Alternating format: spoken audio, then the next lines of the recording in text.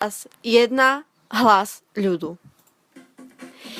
Pane Bože, Hana, konečne ťa vidím. Ahoj, Stella, Bože, taká si úžasná dnes. A ty si moja testinová od Gucciho. Jasné. Pane Bože, poďme dnu. Tak som sa na tento klub tešila, že mi z toho až vlasy stali.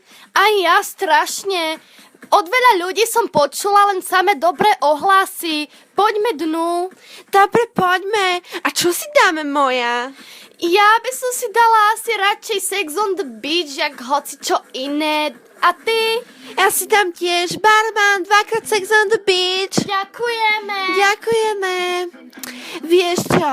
Také mám novinky, by si neverila, čo sa stalo.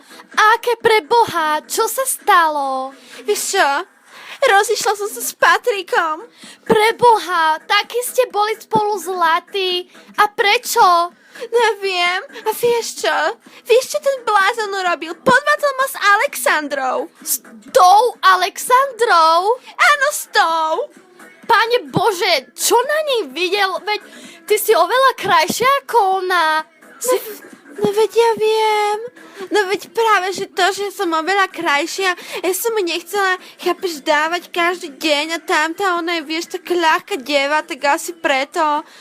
Bože, pozri sa tam na Zuzu, to čo má na sebe, Kriste Pane? Pane Bože, no kto už príde do klubu v kraťasoch a blúzke? Ona v akom roku žije? Toto nie je 2004, toto je 2015, Zlatko. Ona nevidí, čo máme na sebe my? Šaty od Gucciho a ty topánky? Pane Bože, veď môj pes nosí lepšie. Ježiši, že to je jak moja stará učiteľka.